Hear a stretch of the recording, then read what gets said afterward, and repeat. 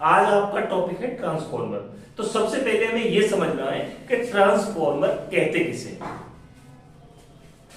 Transformer एक ऐसी machine होती है जो एसी टाइप इलेक्ट्रिकल एनर्जी को एक सर्किट से दूसरे सर्किट में ट्रांसफर करती है, उसे हम ट्रांसफॉर्मर कहते हैं। यानी जो ट्रांसफॉर्मर होता है वो सिर्फ एसी टाइप इलेक्ट्रिक एनर्जी को ट्रांसफर करता है, यानी ट्रांसफॉर्मर सिर्फ एसी वोल्टेज पर कार्य करता है, डीसी सप्लाई पर या डीसी वोल्टेज पर ये काम नहीं करता। अगर ट्रांसफॉर्मर को हम डीसी सप्लाई दे दें तो ट्रांसफॉर्मर की जो वाइंडिंग है वो जल जाएंगी। वो क्यों जलेंगी इसके बारे में हम आगे आपको बताएंगे। तो दूसरी उसकी कंडीशन क्या होती है, वो फ्रीक्वेंसी को चेंज नहीं करता। जितनी फ्रीक्वेंसी उसकी प्राइमरी इनपुट में दी जाती है उतनी ही फ्रीक्वेंसी उसकी सेकेंडरी आउटपुट से हमें मिलती है। अब ये तो हो गया बेसिक इसका इंट्रोडक्शन। अब हमें समझना है कि ये ट्रांसफॉर्मर काम कैसे करता है। ट्रांसफॉर्मर एक स्टैटिक डिवाइस है। स्टैटिक डिवाइस का मतलब होता है ऐसी मशीन जिसमें कोई पार्ट्स घूमता नहीं, यानी उसके सारे पार्ट्स स्थिर रहते हैं। इसमें सारे पार्ट्स स्थिर रहते हैं, जब मोटर में ऐसा नहीं होता। तो ट्रांसफॉर्मर कैसे ये काम करता है, तो इसको समझने से पहले हमें ट्रांसफॉर्मर के सिद्धांत को समझना होगा। तो अब है ट्रांसफॉर्मर का सिद्धांत। ट्रांसफॉर्मर किस सिद्धांत पर कार्य करता है? Mutual induction. म्यूचुअल इंडक्शन को कहते हैं आन्योन्य प्रेरण, यानी पर प्रेरण। म्यूचुअल इंडक्शन का सिद्धांत क्या है कि जब किसी कॉइल को एसी सप्लाई दी जाए तो उसके पास रखी कॉइल में ईएमएफ का पैदा हो जाना म्यूचुअल इंडक्शन कहलाता है। ये सिर्फ एसी में ही संभव होता है। जो इंडक्शन की प्रोसेस है वो एसी में होती है, डीसी में इंडक्शन नहीं होता। इसलिए जो आपका ट्रांसफॉर्मर है वो डीसी पर कार्य नहीं करता, क्योंकि जो ट्रांसफॉर्मर काम करता है म्यूचुअल इंडक्शन सिद्धांत पर। म्यूचुअल इंडक्शन सिद्धांत क्या है? देखो, इंडक्शन दो प्रकार का होता है, एक सेल्फ इंडक्शन होता है और दूसरा म्यूचुअल इंडक्शन होता है। सेल्फ इंडक्शन का मतलब क्या होता है? जब हम किसी कॉइल को एसी करंट देते हैं तो उस कॉइल के अंदर बैक ईएमएफ का पैदा हो जाना सेल्फ इंडक्शन। जैसे ये कॉइल ए कॉइल है और ये कॉइल है बी। जब हम ए कॉइल को एसी करंट दें, क्या दें? AC current. जब हमने इसे एसी करंट दिया तो इसके अंदर, इस कॉइल के अंदर बैक ईएमएफ का पैदा हो जाना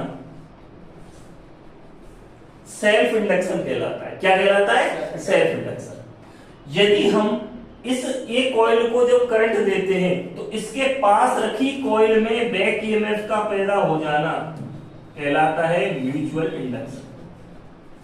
ठीक है, यानी आसान भाषा में बताऊं मैं आपको, ये हमारे पास दो कॉइल हैं, एक कॉइल ए है, दूसरी कॉइल बी है। जब हम ए कॉइल को एसी पावर देते हैं तो इस ए वाली कॉइल में बैक ईएमएफ का पैदा हो जाना सेल्फ इंडक्शन कहलाता है।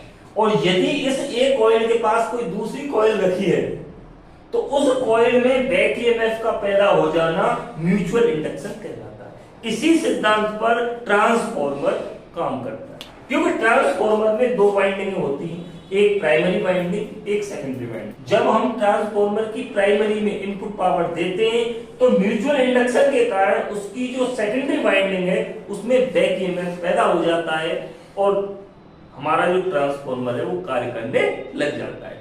अगर हम इसे डीसी पावर देते हैं तो डीसी पावर के अंदर इंडक्शन की क्रिया नहीं होती। आप इस कॉइल में पावर दोगे, उस कॉइल में बैक ईएमएफ पैदा नहीं होगा, क्योंकि जो बैक ईएमएफ का पैदा होना इंडक्शन सिद्धांत पर कार्य करता है। ये तो समझ गए कि इंडक्शन क्या है। इंडक्शन दो प्रकार का होता है, मैंने बताया, एक सेल्फ और दूसरा म्यूचुअल। लेकिन होता क्यों, ये एसी के अंदर क्यों होता है कि जो हमारी एसी पावर होती है ये अल्टरनेटिंग करंट होता है। एसी कैसा होता है? Alternating current. अल्टरनेटिंग का मतलब बदलता हुआ करंट, ऐसा करंट जो बार बार अपनी डायरेक्शन बदलता रहता है। तो देखो, जब हमारा जो करंट होता है जो पॉजिटिव हाफ साइकिल पर होता है तो उस समय करंट की डायरेक्शन ऐसे होती है। ठीक है, जब ऐसे होती है तो इसमें मैग्नेटिक फ्लक्स की डायरेक्शन ऐसे होती है। उसी प्रकार जब ये अपने नेगेटिव हाफ साइकिल पर आता है तो जो करंट की डायरेक्शन है वो चेंज हो जाती है, तो जिससे मैग्नेटिक फ्लक्स की भी डायरेक्शन चेंज हो जाती है। जब मैग्नेटिक फ्लक्स की डायरेक्शन बदलती है, यानी मैग्नेटिक फ्लक्स में परिवर्तन होता है, तो इसके जो चालक हैं उनमें छेदन होता है।